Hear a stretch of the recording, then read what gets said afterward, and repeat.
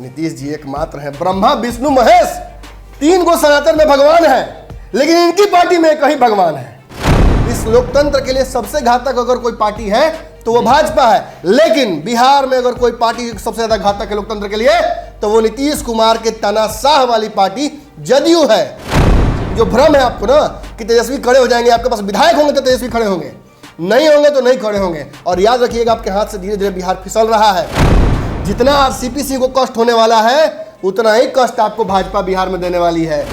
इस पार्टी में कोई और दूसरा नेता नहीं है, इस पार्टी में केवल नीतीश कुमार है, और नीतीश कुमार को जो मानेगा उसको आशीर्वाद नीतीश कुमार का मिलेगा, और जिसको आशीर्वाद नहीं मिलेगा उनका हाल कर दिया जाएगा आरसीपी सिंह जैसा। मैं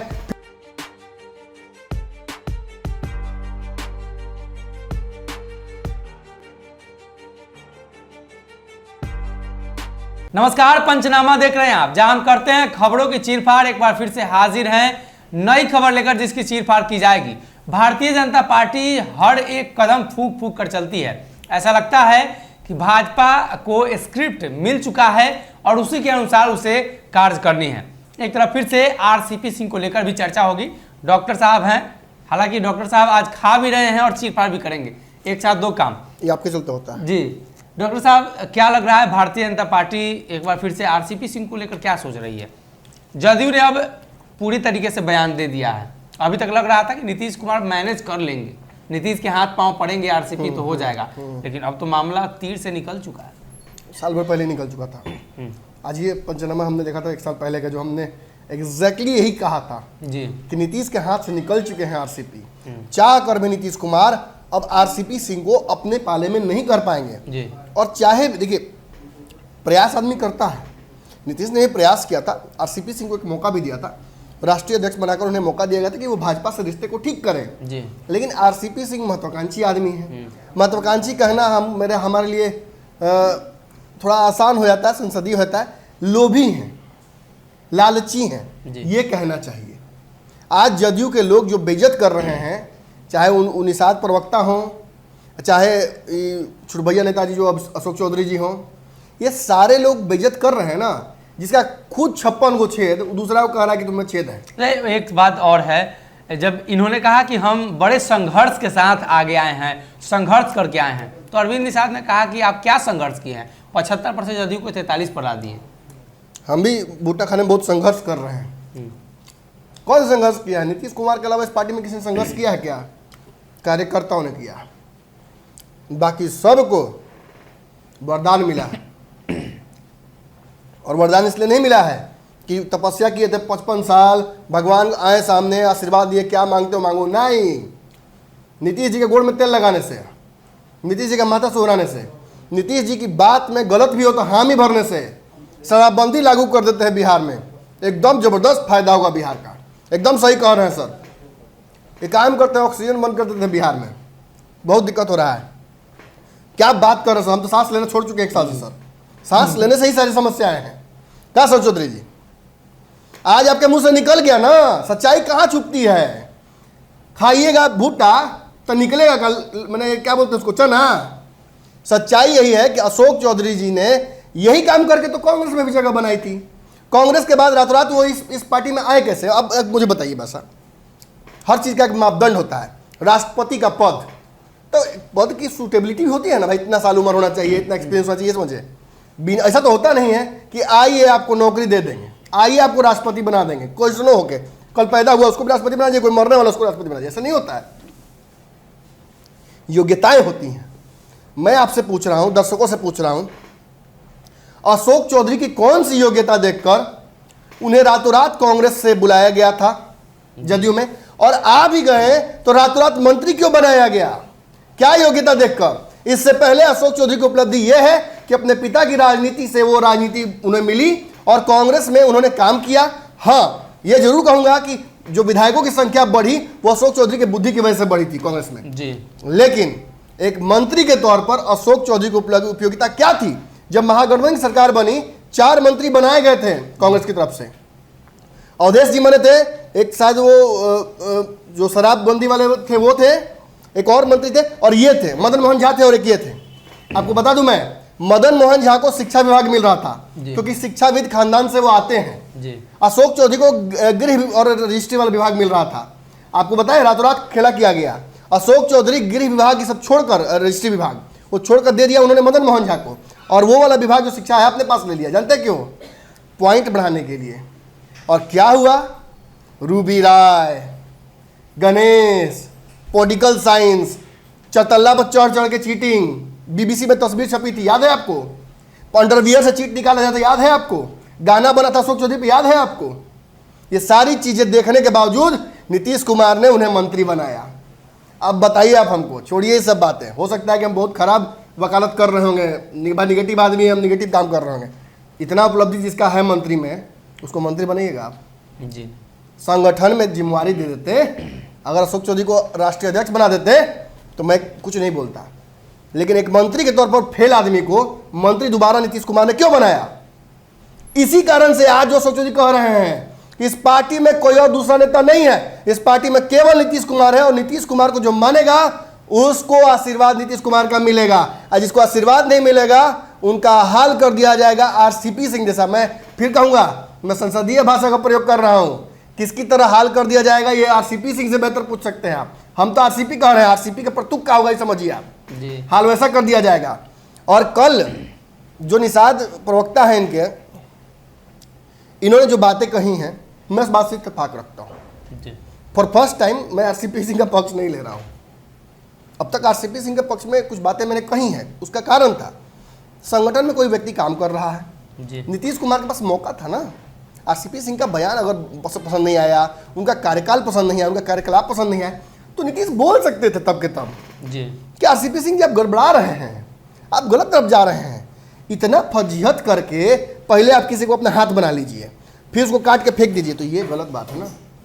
इसी चलते व्यक्ति का दुश्मन पैदा होता है और वो अक्सर उसका अपना होता है। आप किसी को बहुत ज़्यादा प्रेम कीजिए, फिर एक आएगा उससे रातों रात आप नफरत करने लगिए, तो तिरस्कार कीजिए, तो ये दुश्मन की उत्पत्ति इसी होती है। जी और आज सच्चाई इस बात को इग्नोर नहीं किया सकता है कि अशोक चौधरी हों, निषाद भैया हों, या अशोक चौधरी के आरसीपी सिंह हो, ललन सिंह हो, इस पार्टी में नेताओं का नाम लेते जाइए। हर नेता इस पार्टी में अगर आज है तो वो केवल नीतीश कुमार के चलते हैं। नीतीश कुमार द्वारा किए गए कार्य, नीतीश कुमार द्वारा किया गया राजनीति, नीतीश कुमार द्वारा लगाया गया दिमाग की वजह से आज जदयू के लोग मंत्री हैं और सत्ता में मौजूद हैं। 30, 35, 40 विधायक होने के बावजूद इन्होंने एक बात कहा, उसका मैं इत्तेफाक नहीं रखता हूं। इन्होंने कहा कि 40 विधायक तक पहुंचा दिया इन्होंने। जी ये केवल आरसीपी सिंह की गलती नहीं है, ये गलती पूरे जदयू की है, जी नीतीश कुमार इंक्लूडेड। सबको पता था कि चिराग पासवान क्या करने जा रहे हैं, सब ने चिराग पासवान को हल्के में लिया। चिराग पासवान के अलावा भाजपा के साथ गठबंधन आप कर रहे हैं।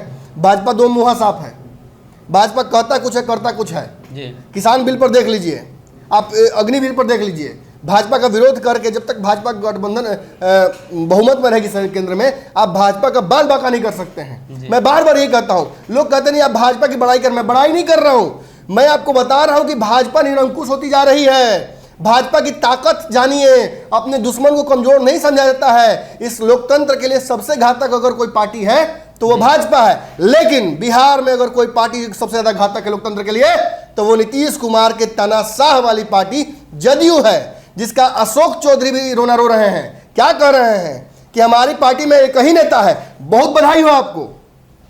नीतीश कुमार के बाद क्या कीजिएगा? जदयू बंद हो जाएगी उसके बाद, कि जदयू का नाम कुछ और कर दीजिएगा या नीतीश कुमार के नाम पर स्मारक बना दीजिएगा? सवाल बहुत कठिन पूछ रहा हूं, बहुत इसको कोई कहा सकता है कि डिस्टेस्टफुल सवाल है, लेकिन सवाल बनता है। जब आप ये बोलते हैं कि मेरा एक ही नेता है, उसके अलावा कोई नेता ही जीवन में नहीं होगा। कल तक कांग्रेस में थे तो राहुल गांधी एक ही नेता था, उनके अलावा कोई नेता। आज आए हैं यहाँ तो ये हो गए, कल अगर नरेंद्र मोदी से चल जाएंगे तो नरेंद्र मोदी से बड़ा कोई नेता ही नहीं दुनिया में, वही एकमात्र नेता है। यानी आपकी पार्टी लोकतंत्र के हर फायदे वाले प्रयोग में पार्टिसिपेट करेगी, लेकिन इंटरनल लोकतंत्र आपकी पार्टी में नहीं होगा। यही कहना चाह रहे हैं ना आप बैठे हुए मेरे बगल। बताइए, क्या अशोक चौधरी का बयान यही ना कहता है कि उनकी पार्टी में लोकतंत्र नहीं है, राजशाही है? राजशाही है। कोई एक व्यक्ति राज करेगा और बाकी सब उनकी तरफ पिट्ठू बनकर उनके पीछे घूमेंगे और लगातार बूट लिकिंग करेंगे, यसमैन बनेंगे। किचन कैबिनेट बनेंगे ताकि मंत्री बन जाए। मंत्री बनेंगे तो कितनों खराब काम करें, बस नीतीश कुमार जी को सही चप्पल पहनाने आना चाहिए, नाप गड़बड़ाना नहीं चाहिए। उसके बाद आपको क्या मिलेगा? रिवॉर्ड मिलेगा, अप्रेजल मिलेगा। और अगर नीतीश कुमार से छटक के थोड़ा सा इधर उधर चले गए तो आरसीपी सिंह वाला हाल कर दिया जाएगा। संसदीय भाषा फिर प्रयोग कर रहा हूं। मतलब फिर आरसीपी सिंह के वजह से, यानी आरसीपी सिंह प्रकरण से जदयू के नेता अब समझ जाएं कि नीतीश के विरोध में जाएंगे तो यही हाल होगा। डर का माहौल होगा अंदर में नेताओं को। पहले के जमाना में राजा महाराजा छोटा छोटा गलती पे किसी गर्दन कहे उड़ाता था, डर का माहौल बन जाए, डर बना रहे, ये गलती कोई नहीं करे, ये गलती दोबारा रिपीट नहीं होनी चाहिए। देखिए आरसीपी सिंह कमजोर नेता नहीं है, मैं बार बार कह रहा हूँ, बड़ाई नहीं कर रहा हूँ, मैं आगाह कर रहा हूँ। संगठन में कोई काम कर चुका है इतना दिन। नीतीश कुमार को मजबूत करने के लिए पिता पुत्री दोनों लग गए थे, तो वो आदमी जो अपने लिए काम करेगा तो अच्छा नहीं करेगा। मैंने आपके बियाह में हलवाई खाना बढ़िया बना रहा है, उसका अपना बियाह होगा तो खराब खाना खिलाएगा क्या? आप इंतजार कीजिएगा उसके बियाह में, वो कैसा अपना बियाह में कैसा बनाता है देखेंगे। वही बात है, आरसीपी सिंह यहाँ भाजपा की उन रणनीतियों का हिस्सा है जिसमें भाजपा नीतीश से अलग होकर काम करेगी।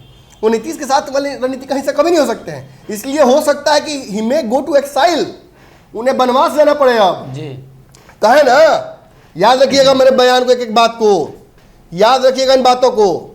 जब पूछा गया कि आप हनुमान हैं तो नहीं, हम रामचंद्र हैं, 15 साल वनवास। जी आपने खुद तय कर लिया कि मैं राम हूं, 15 साल वनवास, और वनवास के बाद ही कुछ मिलेगा, और तब भी आप में क्षमता रह जाएगी। तब मुझे लगता है कि आप बड़े नेता हैं, आप बड़े कार्यों के लिए बने हैं आरसीपी सिंह, लेकिन आज आपको शून्य भी नहीं किया गया, माइनस कर दिया गया। उसी पार्टी के प्रवक्ताओं से आपको गाली दिलवाया जा रहा है जिस पार्टी को आपने पोषित किया नीतीश कुमार के लिए। और आप तो नाजीर हैं। अशोक चौधरी हो, इनके पहले के जॉर्ज फर्नांडिस हो, उनके बाद में शरद यादव हो, उनके बाद कई नेता हैं जी। बिहार सरकार के कितने मंत्री हैं, कितने मंत्री घर बैठे हुए हैं, जय कुमार सिंह, अप्पलनाथ सिंह। कोई पूछ रहा है जी? कोई पूछने वाला है? हार गए, हाँ क्या नाम है, कौन, वीर बहादुर इनके थे, दिन भर नशा में रहते हैं।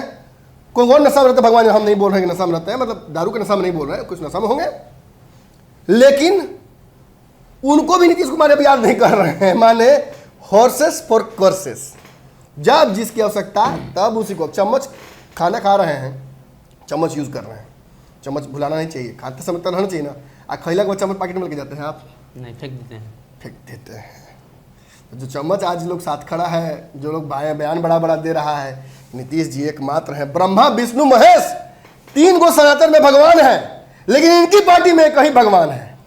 बधाई हो आपको ये भगवान। याद रखिएगा इन बातों को, मैं बार बार कह रहा हूं, जितना आरसीपी सिंह को कष्ट होने वाला है उतना ही कष्ट आपको भाजपा बिहार में देने वाली है, और तैयारियां कर ली गई हैं। एक एक चीज तय है, जैसे महाराष्ट्र में रातों रात फ्लाइट का टिकट नहीं बुक हुआ होगा जी, ये तैयारियां चल रही होंगी कुछ दिनों से, और उसी तरह से आपके खिलाफ भी रणनीति बिहार में बन रही है। और मैं आपको लिखित देता हूं, उस दिन तेजस्वी यादव आपके साथ नहीं खड़े होंगे। जो भ्रम है आपको ना कि तेजस्वी खड़े हो जाएंगे, आपके पास विधायक होंगे तो तेजस्वी खड़े होंगे, नहीं होंगे तो नहीं खड़े होंगे। और याद रखिएगा, आपके हाथ से धीरे धीरे बिहार फिसल रहा है। शायद मुझे लगता है कि इनको भी पता है ये बात, ये समझ रहे हैं कि इनके हाथ से बिहार निकल रहा है। और शायद एक आपको याद होगा, बड़े बड़े वंश समाप्त तो हुए थे कभी ना कभी ना। अंतिम राजा कहा जाता है कि अंतिम मुगल ये थे राजा, अंतिम ये, वैसा ही अंतिम जदयू के यही है। अब इनके बाद कोई नहीं है, पहला और अंतिम जदयू में एक ही होंगे। बस नीतीश कुमार ही एकमात्र। कह दिया ना अशोक चौधरी जी ने, सब यही कहेंगे, और कहेंगे क्या, कहवे करते हैं। जो अजय आलोक बनेगा, जो, और मैं नाम किसी को लेकर किसी को हीरो नहीं बनाना चाहता हूँ, जो लकीर से अलग हटेगा जदयू में, उसका हाल ऐसा ही किया जाएगा आरसीपी जैसा। फिर से संसदीय भाषा का प्रयोग कर रहा हूँ जी। तो कहीं ना कहीं आरसीपी सिंह को लेकर जनता दल यूनाइटेड के अंदर जो घमासान है, और अब आरसीपी सिंह पटना में भी नहीं रहेंगे। खबर यह है कि मुस्तफापुर में वो रहेंगे अपने गांव में, और वहीं से शुरुआत करेंगे। यानी आरसीपी की जो लॉ है वो धीरे धीरे एक बार फिर से सुलगाने की कोशिश है। 24-25 का इंतजार करिए कब ये लॉ आग के रूप में बदलता है और पटना तक आता है, खासतौर पर नीतीश कुमार के सीएम हाउस तक। फिलहाल के लिए इस पंचनामा में